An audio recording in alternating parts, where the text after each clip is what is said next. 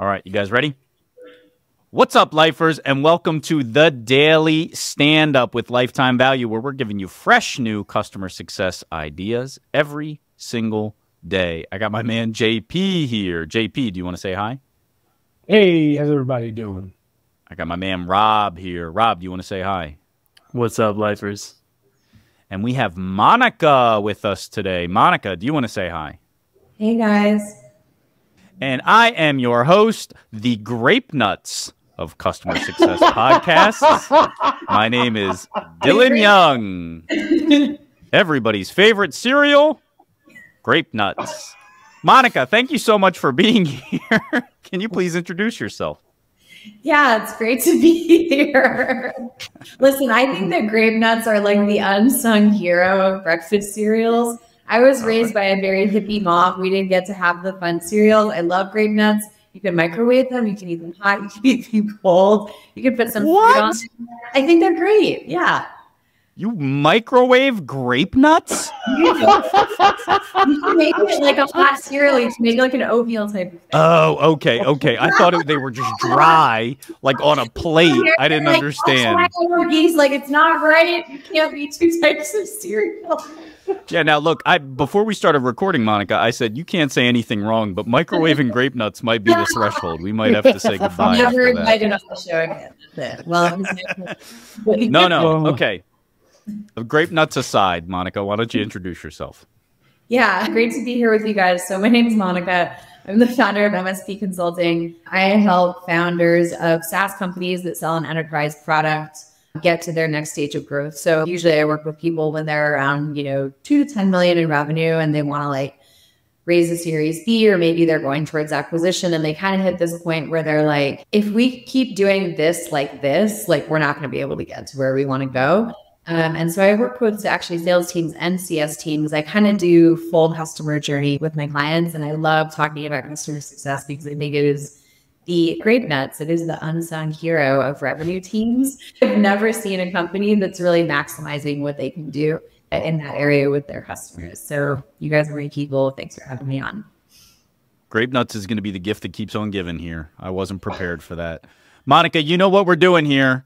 We are asking one simple question. What is on your mind when it comes to customer success? So why don't you hit us with it? Yeah. So the thing that keeps coming up in the past couple of weeks, and I'd say my biggest peeve right now with what people are doing with their customers, is there's this ball that is being dropped across the board in the customer journey, and that is implementation. And it's really sad because this is the moment where people are probably the most excited about your product. They just signed the contract. They got everybody on the invite. They're like, okay, guys, we're doing it. And then it just is falling flat with so many teams. It's like you get on the call and they're like, okay, so you guys bought this product. We're going to go through our implementation checklist. We're going to give everybody a training. And then, your executive sponsor is like, yeah, I'm never going to any of these meetings ever again. And you just lose them right there. And then, you come back in 3 months, 6 months, and you're like, great, let's have a QBR and have a strategic conversation about your business. And let's try to do some upsells. But it's like, you missed the window. You lost them right there. Yeah. And so that's kind of the biggest theme that I'm seeing right now. So it sounds like there's a couple of things here, right? So it sounds like there's a piece of it that is someone's just not doing their job as it relates to dropping the ball. But there's also another piece of it that is a total lack of excitement, which to me screams like you've got like a back office project manager running your implementations, which is not always the best way to do it. But tell me, which one of those is it? Or is it all of them? Where do you see the failure most commonly occurring? Is it a crappy handoff between sales and CS? Is it that sales isn't setting the proper expectations? Or is it all those things and we can just complain generically?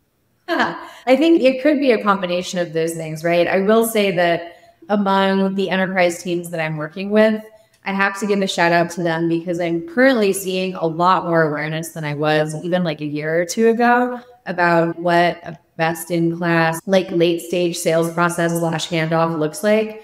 People are kind of on board. Okay, we need to be doing mutual action plans. We need to be getting some good information over to the CS team. We need to create an account plan with them. We need to do all of those things. just so that everybody on the call doesn't get mad at me, I'm not going to say that sales teams are doing everything perfectly, because they are 100% not.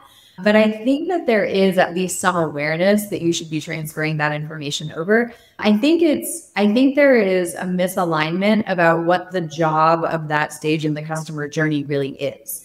And if you ask different people in the organization, you're going to get different answers. I think it might be like, using the wrong tool for the wrong job in the way that I see it. Yes, there is the component where this is the time when you have to actually get people to really use your products and implement it, and you need to do a rollout, you need to do all of that. So there is a project management component for sure. But if you just go right into that and you don't keep the strategic thread going, and also make it feel fun and keep it exciting. Oh my God, congratulations, guys. Let's send you some freaking swag. Let's call it like instead of calling it a training or like an implementation, which sounds really boring, what if we called this like your ignite period? This is when you're going to jump off with your product. Like, we're going to work with you really closely and get you guys to launch. Yeah. Boys, what do you have to say? Can I jump in? Sales sucks, right? Yeah. Should we just say it? Sales sucks. No. Can I twist that on its head? Yeah. I think it's that we, on the implementation side, need to embrace our selling bones. If that makes sense. We need to embrace our sales. So I think, Monica, you bring up a great point about the ball being dropped in implementation and the lack of excitement. I went through an implementation recently, and it was a snooze fest. I was losing my mind. I went off camera. I went and I made lunch, and I came back, didn't miss a beat. And it was just like listening to like Bueller. Like, it was driving me absolutely crazy. So I think there's components to that, right? Your plan has to get your customer excited. Your product obviously has to get your customer excited. That's the most central piece of this. But you yourself also are responsible for getting your customer excited. And so one of the examples of this that came up recently, I have a kickoff script template that I use with almost all of my clients. And in the beginning of the kickoff script, Dylan, you're going to have to bleep this. It says, fucking smile. Because there's so many times people get on a kickoff call and they're just like, hi, so we're going to be getting started today. And it's so bad. But, I got advice from someone like, it's all theater, right? We're performing here. And so I do a lot of like call control training myself. And I've needed it from some sources myself too, people to remind me that I'm not being exciting enough. But love the topic. It's important. So like, question for you, Rob, how do you do that with teams that feel like that's not their job? Like, we're not salespeople. Fire them. Wow. Yep. There you go. Cut them loose. So I think, to answer your question, Monica, you have to approach that sort of with a line of questioning, Socratically, right? Well, why do you think it's not your job? And they'll say, well, because my job is to get the customer live. Okay, so if your job is to get the customer live, it stands to reason that you want to do everything in your power to get the customer live, right? And I'm like, yeah. Okay, well, statistically, or ideally, even anecdotally, we've found that like customers are more likely to show up to meetings, more likely to move quickly, more likely to renew, more likely to expand if they're given a positive experience. And part of that is by the face that they're speaking to, the voice that they're speaking to, the person they're speaking to. Can I have your commitment to trying to put some extra effort into the customer experience and making it a more positive one by bringing more excitement to the table? Here's some, actual strategies you can use to make that a reality. JP, talk to us about how you bring the energy in your client calls. How do you embody this? So, were you the opposite of the way you are here? Hey guys. I think that like I'm a participant of the meeting too. That's the first most obvious thing, is that I'm a participant of the meeting. So if you go into a meeting, if you just want to get the meeting over with, and if you're just not present, then, how can you hope to have anything go well or generate any excitement? So I think that, by nature, I'm fairly extroverted.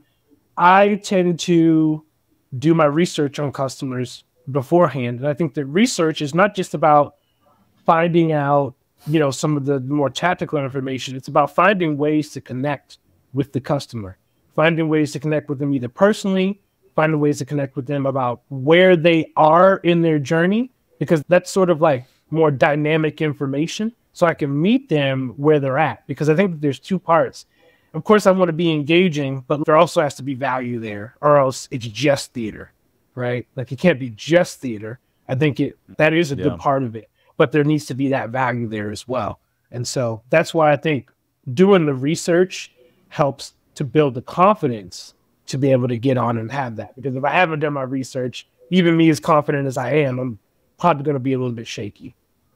Monica, do you agree with all that? What do you want to add as we wrap it up here? Yeah, I would say that I love that call out of generating genuine excitement from your team side. Because they've done the research, they know who they're talking to, and they know why the customer should be excited about it, for sure.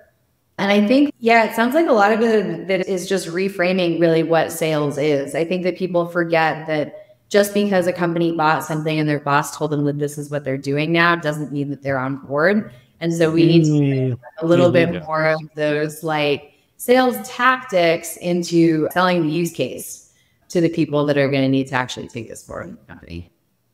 Right on. He's listening. I think that's a good point. Yeah. Change management 101, honestly, with a little bit of sales sprinkled on top. That's our time, Monica. Thank you so much. I think this is a great call out and one we would all do well to keep in the front of our minds. I love it. I love it. And you came prepared. So we've got to say goodbye for now, but would love to have you come back in the future, Monica. Yeah, this has been super fun. Would love to come back anytime. You've been listening to The Daily Stand-Up by Lifetime Value. Please note that the views expressed in these conversations are attributed only to those individuals on this recording and do not necessarily reflect the views and opinions of their respective employers. For all inquiries, please reach out via email to dylan@lifetimevaluemedia.com. Find us on YouTube at Lifetime Value and find us on the socials at Lifetime Value Media. Until next time. Hey folks, it's Dylan here. Thank you for tuning in as always. Now I've got a favor to ask of you. If you've made it this far, hopefully it means you like what we're doing with our program. So I'm asking you to please give this a like and a follow or a subscribe and leave a comment too. Your likes and your follows and your subscriptions, they allow us to keep doing what we're doing and reach a larger audience. Your comments help us make sure that we're making the best content for you. Best of all, it's free besides a few moments of your time. Thank you again for following along and we'll see you next time.